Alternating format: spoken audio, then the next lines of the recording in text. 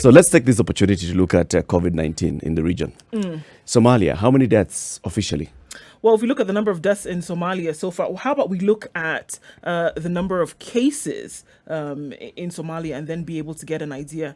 Okay, so how it all started in Somalia is that, okay, there was and then there wasn't. And then there was a problem with being able to reconcile those with the borders with Kenya. So currently, 93 deaths in Somalia officially, 3,212 cases in Somalia, out of a population of 15,922,067. They're looking at total cases of 202 per 1 million population and 6 deaths per 1 million population. All right. And having looked at those who might be in critical condition versus those who have recovered cases are 1,562. So they're looking at about 1,000 and such odd cases. Active cases. Okay. Now, the BBC has premiered this very, very incisive story on the situation in Somalia.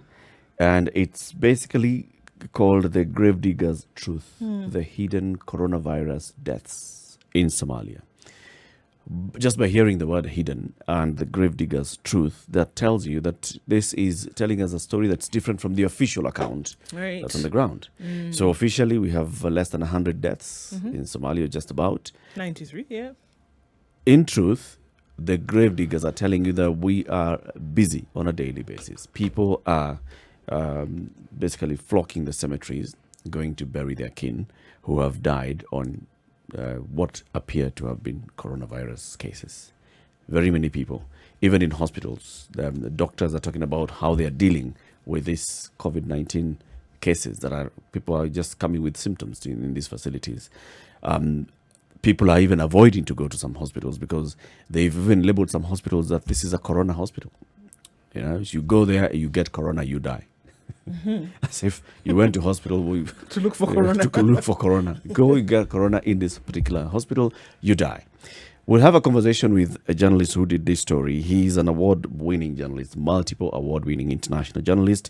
His name is Jamal Osman. Jamal works in sub-Saharan Africa. He's been working with various international media, including the BBC, the Al Jazeera, Channel 4, Guardian, to name just a few. He has scooped interviews with Somali pirates, the Al-Shabaab. He has exposed illegal mining in South Africa, highlighted abuse against albinos in Tanzania, teenage pregnancies in Sierra Leone, and many other stories across Africa. Jamal is the one who did this story. He's a journalist and a filmmaker, and he's the one who's actually done this story on Somalia. The Gravedigger's Truth, the hidden coronavirus deaths. He's joining us on the line this morning. Good morning, Jamal. Good morning. Good morning. Jamal, thank you very much for speaking to us, and welcome to the Situation Room. You're welcome. Thank you. Speaking to us right now, you are in London. You're a globetrotter, so we've got to first of all establish where are you in this part of the world at present. I'm currently in London. I'm not able to travel. I'm a regular traveler. So since the coronavirus crisis began, just before the coronavirus, I was back from Sierra Leone doing another story. So I'm now in London, stuck here. Okay. Tell us about this story, The Gravedigger's Truth.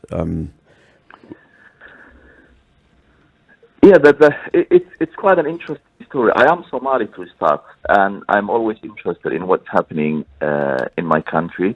And the BBC Africa I work with wanted to do this story. So what we have been hearing from the community and what we were hearing from the government didn't match. Because when you are from the community, you often hear so-and-so's father died, so-and-so's mother died, uncle, auntie. And I thought, we are getting 3, 4, 5 a day from the government, so it's not true. So we assembled colleagues in Mogadishu who went on to visit local cemeteries, several of them. Especially we focused on one called Baraka. And the place was an empty land in January, and the gravediggers told us that was in April. We buried 2,000 plus people just in the last 4 months. and that's when we sort of became interested. So we also look at the satellite images, and actually you can zoom in and count the graves, and you can see that in January it was empty land again. And then other cemeteries told us similar stories that we're burying, 18, 20, 40 people every day, while in the past it was just few bodies they were burying. Then we went to the mosques, to local mosques, in total 19 main mosques in Mogadishu. Mm-hmm. And when someone dies, normally the bodies are taken to the mosque. They pray what's called janazah or funeral prayer. Everybody has to go to.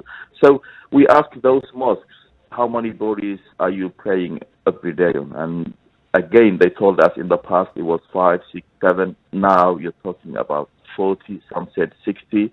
One particular mosque said in the last sort of month we prayed of 90 bodies. So, and then again we went to private hospitals and they told us so many people are getting sick with COVID-19 symptoms. But the interesting thing is they didn't want to go to the only designated hospital in Somalia, only designated COVID-19 hospital, because the hospital was labeled as you said, the hospital of death. Yeah. And that was quite the sad reality is, they didn't. You expect people to go and seek help in the hospital, but actually they were avoiding the hospital, and many people were dying at home. So that is the overall situation in Somalia, and there are reasons why this is happening. But people didn't want to go to hospital, didn't want to admit they have COVID-19 symptoms. They didn't want to even test themselves whether they had this disease or not. And life were going as normal. The government were putting out the right messages, social distancing, please stay at home. But as if nothing was happening, markets, mosques, public transport, everything was going as normal. And I think that is what has caused so many deaths in Somalia, in particular in Mogadishu.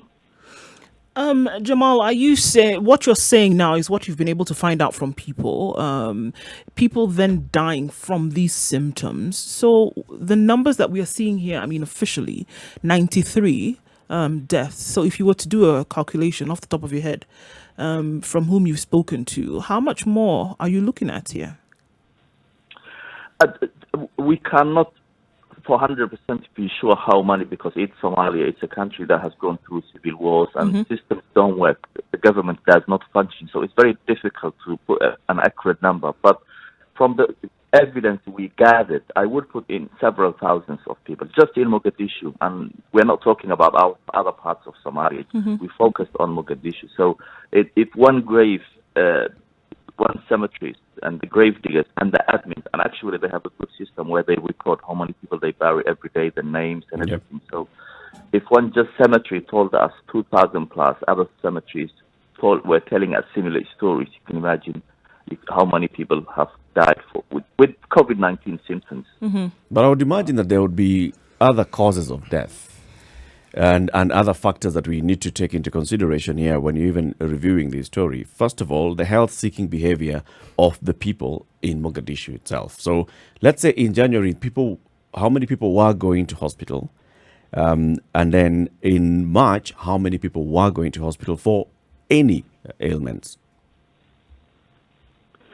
Yeah, the hospitals generally in malaria, as I said, diabetes, these are the common sort of illnesses in Somalia, I would say. And the private hospitals, as I said, and were telling us that the number has gone up. And actually, we were filming this for 2 months, visiting private hospitals, cemeteries, mosques, just going back to the same places just to see how the number is going up. And even within the time we were filming, our colleagues were recording how many people were coming into the private hospitals, the cemeteries, the mosques, and everywhere. So, I would say, and most of these people, though they would not admit it's a COVID-19, they have COVID-19, but they were complaining about COVID-19 symptoms, that lack of breathing, temperature. But again, they didn't want to take tests, so that complicates the situation. They didn't want to take tests because there is a stigma. Do the private hospitals? They don't want to be told. Do the private hospitals have a capacity to conduct the tests? No, they would normally send to this designated hospital and a test center that works with the hospital. But people don't want to go to these places. They don't want to be tested because they don't want to know that they have COVID-19. They are avoiding it completely. And again, that, as I said, that didn't help the community because they didn't want to go to this particular hospital where they would have been tested and told positive or negative. But as I said, the number of people who were complaining about COVID-19 symptoms were huge. Yeah. You see, where I'm heading with this conversation is what we saw here in Kenya is when COVID-19 was reported, the first cases were reported, in the initial weeks, we saw a drop in other hospital visits across the country. So you'd find that in many public hospitals and even private hospitals, people stopped going to hospital because they were the same thing. They were thinking that now you don't want to fill up the hospital. You don't want to inundate the doctors. Doctors are just dealing with COVID-19. So you avoid going to hospital. So we had a drop in the number of people who were going to hospital. Now that number has started coming back up again. But what you're saying is that what you were seeing in Somalia was the exact opposite of that, or sort of unrelated opposite, where people stopped going to the public facility and they were seeking healthcare in the private facilities. Yeah, yes, that's what was happening because we don't have that many public hospitals in Somalia. This was probably the only one that was dealing with COVID-19.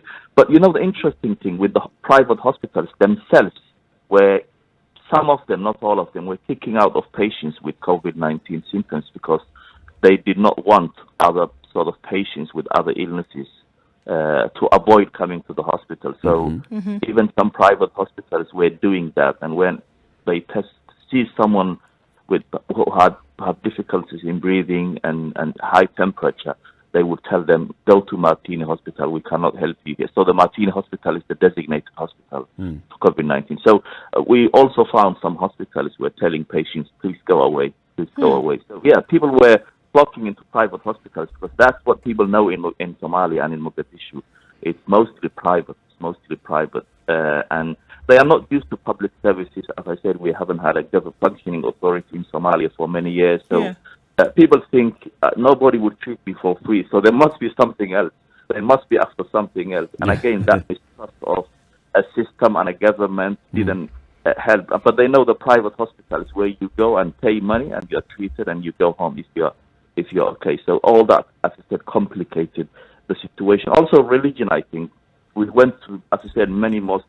They were full, they were praying, and people were saying, it's fine, God will take me away whenever he wants. It's fine. And that fatalism also played a big part, I would say, in people not sort of following the rules of social distancing and staying at home and avoiding crowded places.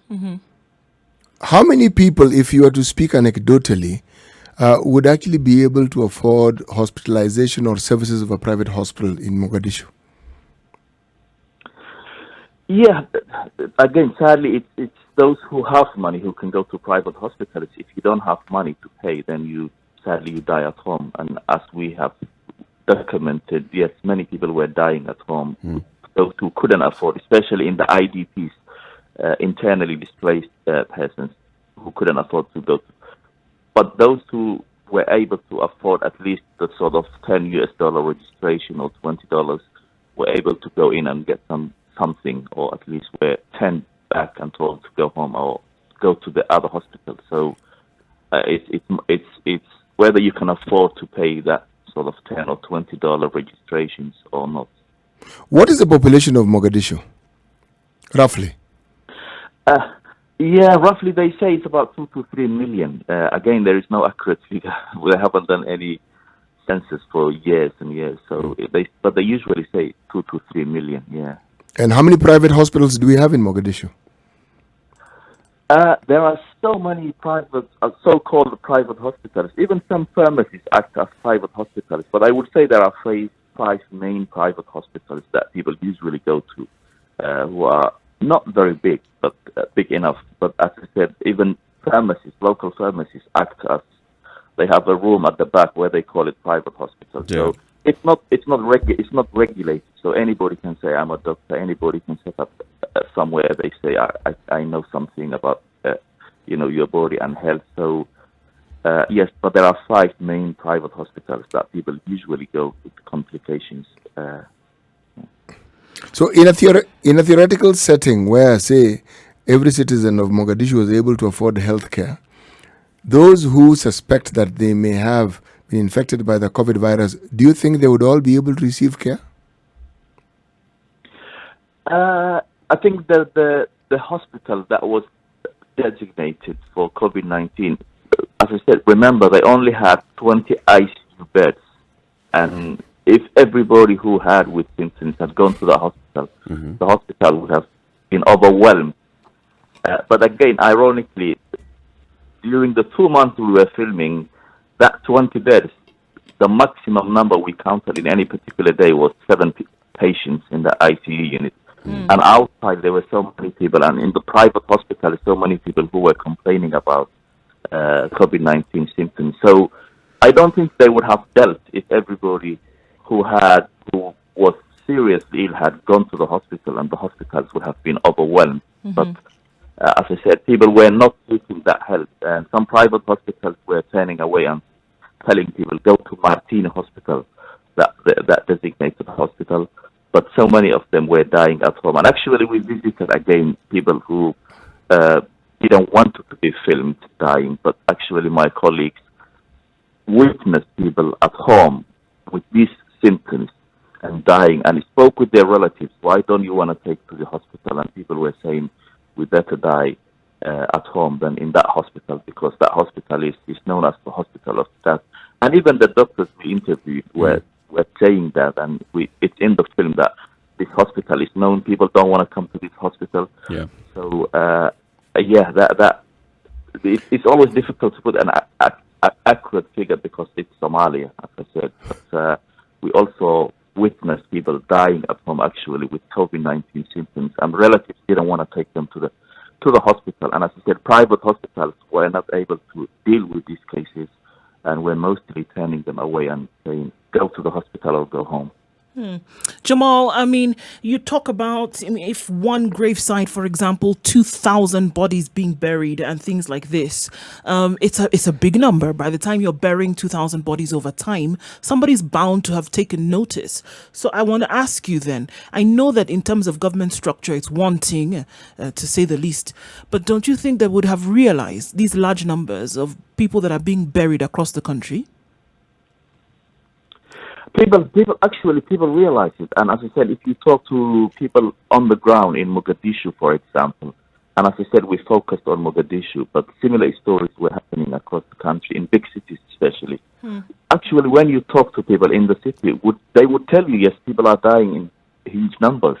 That is how we started investigating this, why the government is telling this number, and people are talking about. I have relatives, I have friends, and I have been talking to them, and people, yes, they know. They would say, yes, people are dying, but what they would sort of question is, especially those who are not well educated, is they would say, oh, people always die. People are dying of malaria and other stuff. Yeah. We are not sure about this COVID-19. So somewhere in denial of the COVID-19, others were saying people are dying, we think, of COVID-19. So people are not, they're not necessarily disputing, especially those who are educated and work in the government and in the NGO sectors, were saying huge number of people are dying. So, and as I said, even local officials, even the Mogadishu mayor, once made a statement saying in the past 10 days, I think it was at the end of April, we buried 500 people in one place. That's what he said. Yeah. So he was giving an interview, and he said the official number from the government and what we are hearing from the community, it's not. Maybe different. But are we able to establish whether all these people who've died in the last 4 months in Mogadishu have died of COVID?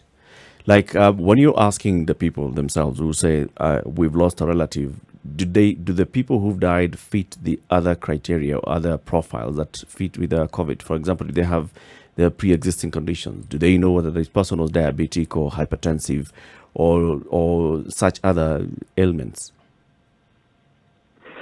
Yes, we were asking these questions, and obviously there are other people who were dying for other.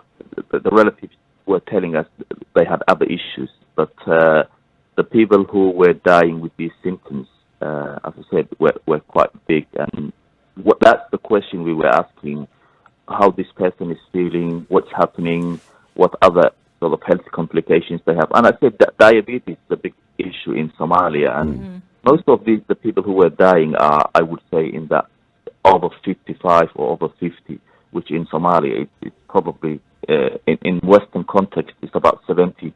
It's like 70-year-old because of the lifestyle and where they are and the war and all of that. So yeah, people, that's what we have been hearing. The person has died because they couldn't breathe. The person died because they had a high temperature, and these are the sort of COVID-19 symptoms. But yeah, there are a few others who we were told died for other reasons, whether the relatives didn't want to admit or not, that we don't know. But as I said, from what we have gathered, what the grave diggers, the cemeteries, the mosques, the sort of even the Mogadishu mayor, the private hospitals, and even the doctors we were interviewing in the designated hospital, and the general community were telling us is so many people are dying with lack of breathing and high temperature, and that tells you.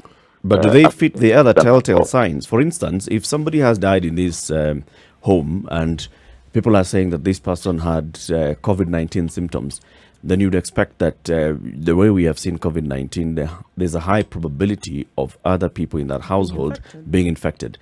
Did you see that? Did you see, for example, this home, one person has died or 4 people have died and they had the same symptoms, or one person died but the rest of the people are exhibiting the symptoms? There's somebody else, at least, who came into contact with a dead person who is exhibiting COVID-19 symptoms. We have seen that, and I think mostly old people are the sort of in the most vulnerable group, or those who have other health issues. And there's one particular neighborhood we wanted to film where we were told a number of old men who used to hang around in a particular cafe died. And then there was another mosque that actually we wanted to focus on, in which the imam told us, I think more than a dozen people who used to pray on the sort of first row, old men usually, all of them are gone. We buried all of them. So when you look at in that sort of in those particular areas and you zoom in, you realize people who were just together, whether it's hanging out in one coffee shop or in one particular mosque, sort of probably have sort of passed the virus around. But I think what also has sort of saved Somalia is it's a young generation. I would say more than 70% are very young, and even the young people, and as the doctor said, 90% of the doctors who were working in that particular area tested positive, and a lot of other young people I was talking to, even some from London, were telling me they have tested positive. So, but they were okay because they were young. Yeah, but the question I'm asking, Jamal, is when you go to this neighborhood and you are told that in this particular street, for example, the elderly people have died, do you see other people in that neighborhood exhibiting the symptoms? Maybe they're not as elderly, they don't have, they may not be diabetic, but you can see there are people who are coughing, and you can tell there is some prevalence or some community transmission. Mm. Community transmission. There are people who are symptomatic. Yes, that's what I'm saying. We were looking around and trying to even focus a particular area, zoom in and say this might be the place. As I said, there's one particular neighborhood that we were told all these old men who used to hang around died, and even the relatives were saying they are feeling, they're sort of having symptoms, but again they didn't go to the hospital and to be tested. They were feeling okay. They said they can walk around and do.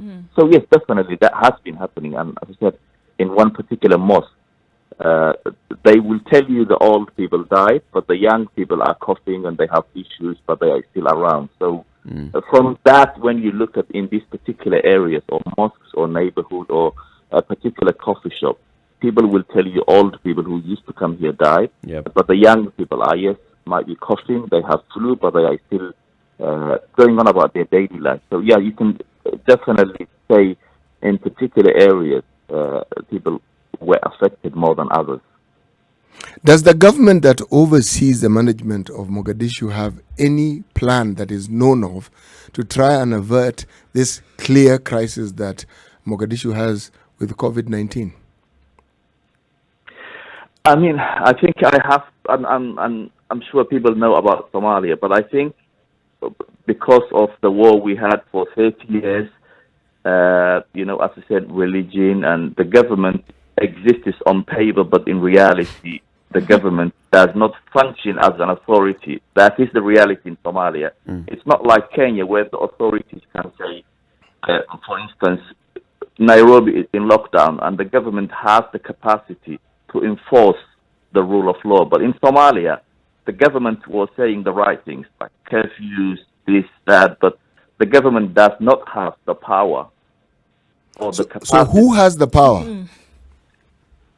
I mean, we are coming back and as a nation, I think, but Somalia has been a lawless place, sadly.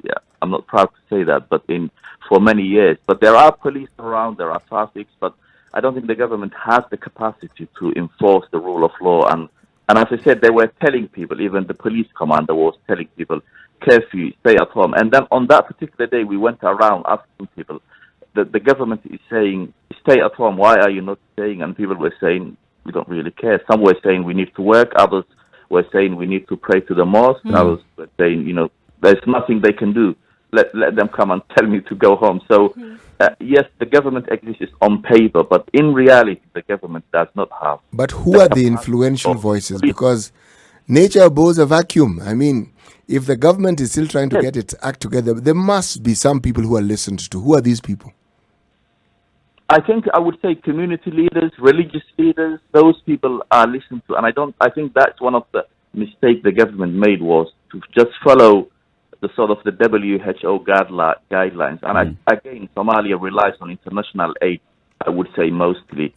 So if they need to do something, they have to seek help from the international community. And there are lots of NGOs that are trying to do something. So, yes, the government were sort of releasing messages through voicemail or telephones and, here and there. But I think that one of the big mistakes they've made was not to convince the religious community and the elders to talk to the community and tell them, look, this is serious, you must stay at home. So they did not consider the local context, and the most influential people, as I said, are the religious groups. And the religious groups were not convinced, again, because they didn't want to close down the mosques. They didn't want to say, okay, everybody should go home. The mosques were open as normal, the markets and everywhere. So, yes, the religious groups, probably the business community would have also influenced the clan elders. Somalia is a clan-based society. But when we spoke with them, people said, yeah, we're hearing something on the radio, but actually we don't trust the government. Huh?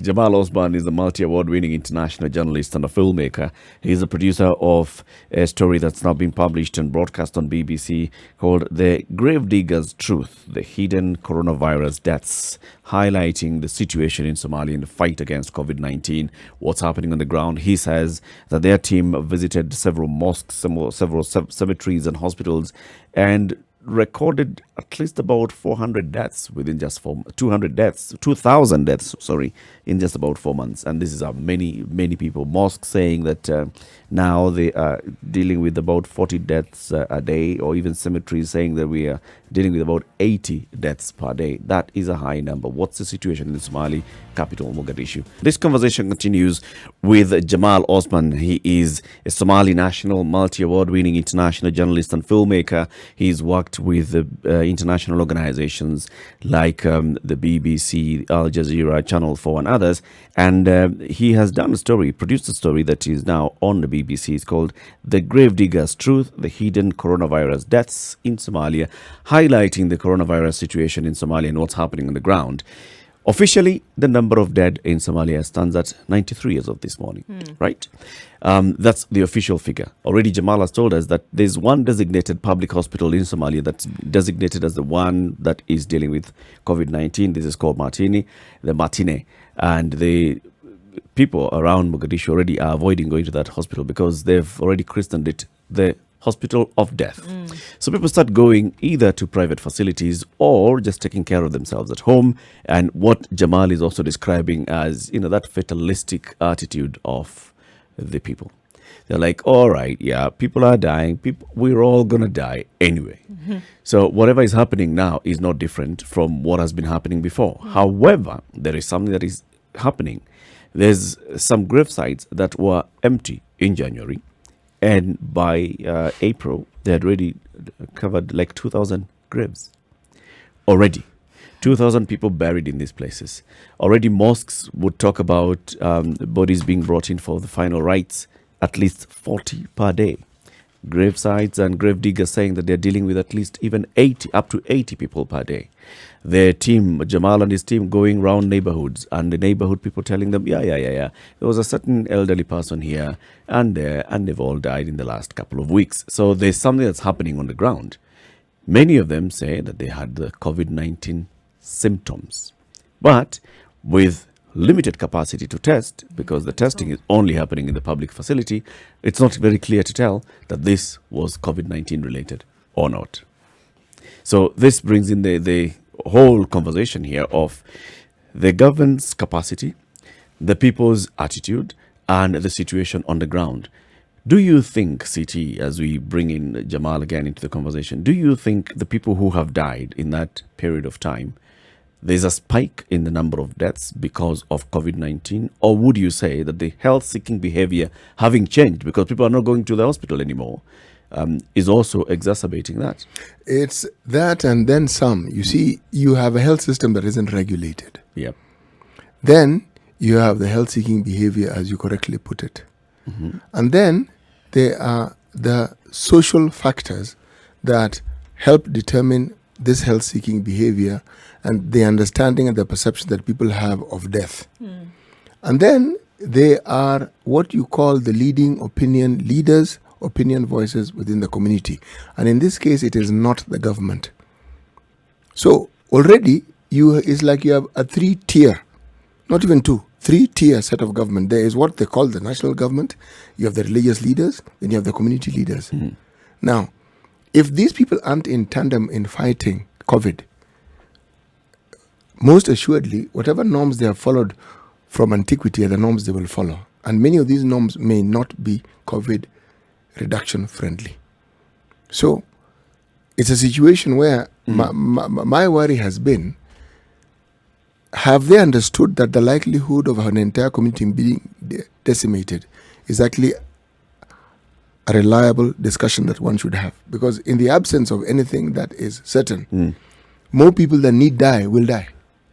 Jamal, do they see this as a threat? Some people, yeah. Some people see it as a threat. Some people, very few, I would say. As I said, the sort of the educated ones who follow the global sort of health warnings, yes, take it seriously. And some have been sort of trying, some of at least friends and people I know were isolating themselves and avoiding public gatherings. But I would say the general population has been just very laid back about the whole thing. They, as I said, again, the sad reality is because we have gone through a context, really yes, civil war and conflict. Context very important in this case, I think. For them, that is like, okay, if people die, they have always died, you know. And the generation that are now in Mogadishu, anyone who is, I say, 40 or under, have some sort of gone through the civil war and have experienced that and destruction. So it's like another way of dying it for them. It's not a big deal. That's nothing new. That's the attitude, I think. Nothing new, and that attitude. And sometimes they would say, oh, why are you making a big deal out of it? People die all the time. And you say, but that's not any... Actually, that is again, one of the interesting things we captured on camera, people saying, why you guys are making a big deal? People are dying. They have always died. And you say, but actually, do you know why they are dying it? And would you ask yourself, was this preventable? And it's like, no, people have always died here. Don't worry about it. So the attitude does not help. And that is when, as a Somali, I realized the importance of government, actually, the importance of a government that can serve the public in times of crisis, but also enforce the law. A government that can tell people, this is what we think for the good of the population, for the good of the nation. This is what you have to do. These are the rules, and we will implement. It's interesting that you say that, Jamal. It's interesting that you say that, because then here you are dealing with a population of people who are used to death, like you said it, because of the fact that there was an internal conflict, right? So for them, it's not a different reality for what they may have seen before. But however, the importance of government to make you understand and realize this is not something then that is just unique to Somalia, but it is something that the rest of the globe is going through. So important for government to then come in and step in then with the relevant messages that this is not just a wartime situation. This is something that is affecting the rest of the globe, and there are certain things then that you must do. Do you think then that there would be able to be that mind shift for people to get away from this feeling, or is it as the horse already bolted, as it were, to get away from this feeling that, all right, people are going to die anyway, as opposed to this is a global pandemic, there's something that we can do within the country to actually stop this death, which has been so normalized? No, sadly, the attitude, and again, I am following it, not only as a journalist, but as a Somali, the attitude isn't changing. And I think it will take time if anything, any changes happen. And as I said, the government awareness and, the information and talking, that what you needed to do in cases of Somalia is just not copycat WHO guidelines, which Somalis don't even understand what that means. And just take it. It's good, but you don't blindly follow other stuff. But you needed to talk to the clan elders who are quite powerful, business community, convince them to shut down shops, the mosques, tell the religious community, please shut down the mosques. And then people would have nowhere to go. And that's what you could have probably done to prevent something. But again, or also at least put the police out there to say people stay at home, like you do in Kenya and other places. But the government, when able to do that, and in terms of convincing these influential leaders, the religious community, the clan elders, and what have you, and they don't have the forces or the capacity to put thousands or hundreds of policemen out there to tell people, don't come out of your house. So when you consider Somalia and the situation on the ground, there are things the government cannot do.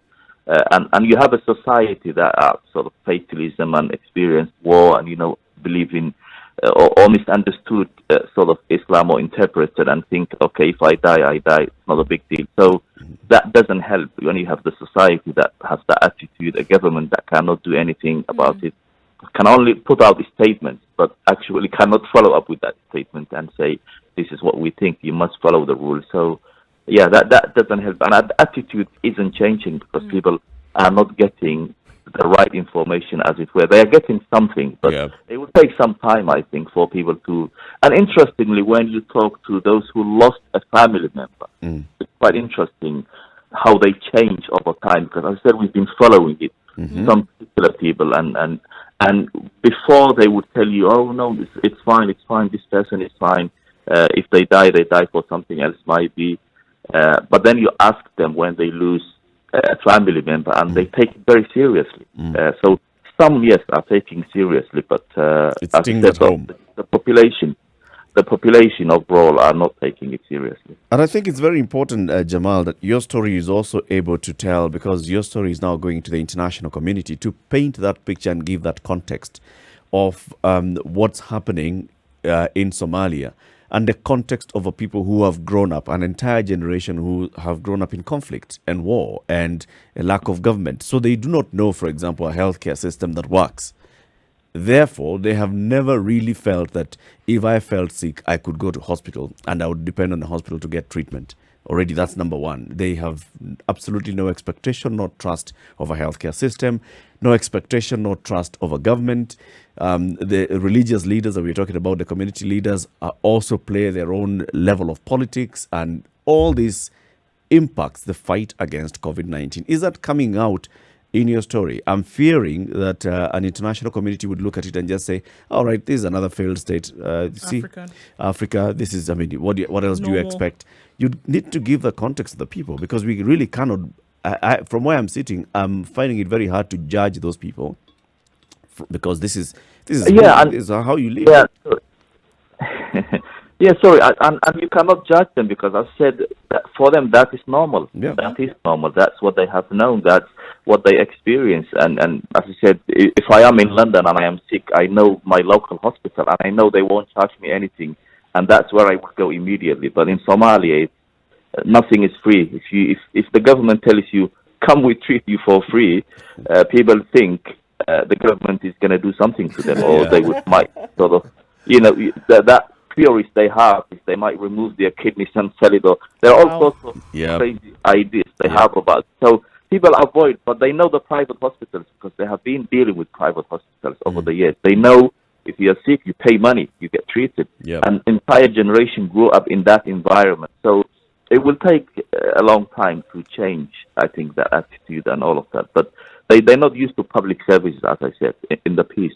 People are not used to public services. They don't know a government provides public services, a lot of them. So they think that the government is after something. Some of them were telling us, oh, the government is using this to make money from us, and telling the international community, give us more money. So people have all sorts of conspiracy theories, and that does not help. And it's here where you need a government that is functioning, that can put the right information out there and put fake news out, sort of delete fake news stuff, and approach the right people to talk to the community. And that has not been happening in Somalia. And I think that's one major factor that so many people are dying and have died of sort of with COVID-19 symptoms, but nobody can count them. Nobody knows how many of them. Yes, as I said, people will tell you, grave diggers will tell you, mosques will tell you, neighborhoods will tell you, but nobody can put an actual figure. Would you say that any international help that Somalia is receiving is actually having an impact? I think that's, I would say some, but not much. And the international community has, it's probably a separate story, I think, but has been saying we are giving Somalia millions and billions and all of that, but it's not reaching the targeted people. That's what I would say. The money is ending up somewhere else, probably with the pockets of corrupt individuals and what have you. But yes, the international community would say we are helping Somalis, but is that reaching the targeted people? That's my question. And I have many stories about that, aid business, and whether that's reaching the targeted communities and people on the ground. And sadly, it gets there. Very little gets there, I would say. The money ends up somewhere else. So yes, the international community, if you ask them, would probably tell you we spend billions on Somalia, but that billions might be tiny percent of it reaches actual Somalia on the ground, and it helps people. So that's what I would say. And the biggest industry in Somalia, I think, are the NGOs. Yeah. The international NGOs are the biggest industry in terms of, providing so-called public services and unemployment as well. Unemployment is huge. But I think, as I said, what saves Somalia now it's the young generation, and people will tell you, yes, I'm coughing, I have high temperature, and they're still going on about their daily life. So that is, I would say, one positive thing out of doing this story. The young generation are going up. This herd immunity, I think, unintentionally it's happening in Somalia, I think. It's happening in Somalia unintentionally, yeah. How influential is the Somali diaspora? The Somali diaspora are quite influential, but when you, and if you look at the government, are run by the Somali diaspora. From here, they usually get the president, the prime minister, the ministers. They're mostly people from the diaspora. People from London, America, and everywhere. Right. They go to Somalia and join the political class and run the country. But I think there is a big gap between the diaspora and the local people. The diaspora are mostly sort of social media, media savvies, but the local people, most of them don't have access to even internet and Twitter and social media and what have you. So there is a big gap. Even when I was looking at the government and where it was targeting, if you look at the messages were mostly on Twitter, Facebook in English. And how many Somalis speak in English in Somalia? Those of us in the diaspora. This is the Somali government's messaging. But I am in London. I don't need them. And they're not. I'm not in Somalia. So they were mostly targeting on sort of international community and the Somali diaspora. So even the messaging, you would say, it's totally wrong. What they needed to do was get that message in the local radios where people listen radios, and We even interviewed some radios which did not make our final piece, but we went around local radios asking them whether they are broadcasting or talking about COVID-19. And yes, they were sort of mentioning here and there, but considering what was happening on the ground, we said it should have been a big news, and they could have played a big part in that. So I would say there was a big gap, because the guys who run the government are Diaspora, in touch with people in America and London and somewhere else. But not in Mogadishu and other parts. Jamal Osman is a multi-award-winning international journalist and filmmaker from Somalia. He's currently in London. He's done a story, very beautiful story, called The Gravedigger's Truth, Hidden Coronavirus Deaths, highlighting what's happening in Somalia in the fight against COVID-19. As we conclude the conversation with Jamal Osman, journalist from Somalia, who's done this wonderful piece, The Gravedigger's Truth, Hidden Coronavirus Deaths, airing on BBC and across all BBC platforms. The issue of, what the kind of deaths that we're seeing in Somalia, in Mogadishu, just alone in Mogadishu, from what Jamal is saying. Even looking at the clip itself, you see, when people are going to bury their dead, they are not really bothered about that whole issue of social distancing. That's free. Corona is just, it's just something else that's going to kill us. Yeah. Not only that, take a number. It's not worrisome. It's not something that bothers them. No, not really. It's Compared to whatever else they've experienced, their lived experience, Corona, not really a big thing. So how do you get a community that has had the issues that a community in Mogadishu specifically has had? How do you get them to internalize and understand that COVID actually is a problem? And how is it going to compare with everything else that they have to deal with on a daily basis? The question that might be asked is, COVID really a problem in Mogadishu? It's a problem for those who say it is. Jamal, what did you say to that?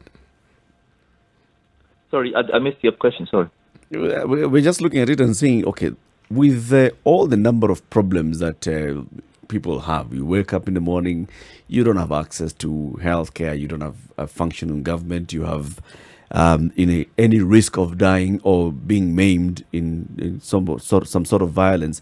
Is COVID really an issue? I mean, it should be an issue, but it's not an issue. And I think what also made what was quite interesting is it's sort of, as we said in our piece, it's an invisible killer. It's not a bomb or an AK-47 or something they're used to. And I think that also does not help. It's not something they're used to. It's not something they have known. They know that, and they know people have always been buried, people have always died, but this is an invisible killer, and it's very difficult to sort of explain to them and say, this is how it works. This is a disease. You can spread it around. Someone would get it. That if that person is old or has health issues, they would die. This is how it works. So I think it's about messaging. It's about information. It's about awareness. About campaign. And the big question in Somalia is who is going to do that. And as we don't have a functioning government, then it's not going to happen. And I think still up in the air. COVID-19 will kill more people. Yeah. Jamal, thank you very much for speaking to us. Jamal Osman is a multi-award-winning international journalist and filmmaker. How can people get to see this story? Yeah, you can see on BBC Africa YouTube the whole documentary. It's almost 30 minutes long. BBC News Africa on YouTube. If you check, it's on BBC website, Africa website. Right. So it's there, but the main doc is on BBC News Africa YouTube. Okay. Thank you very much for speaking to us, Jamal, and we wish you a very good day in London. Before you go, just listen to today's proverb from C.T. Muga. See if you can internalize this. If you and a fool have an argument, he wins. You get that, Jamal? Sorry, I missed again, sorry. If you and a fool have an argument, he wins. I did not get that. Yes, it's an African proverb. Third time's a charm. Yes, and the proverb or the saying goes thus: if you and a fool have an argument, then this fool wins the argument. If you and fool have an argument, the fool would win an argument. Okay, yeah, I understand. It's extolling the virtues of silence. Okay. Okay, I understand. And the virtues of understanding that not all battles have to be won. Yeah, understood. Sometimes losing is winning. Yes. Yeah. Jamal, have a good day and thank you very much for speaking to us. Same to you. Thank you very much. Thank you so much.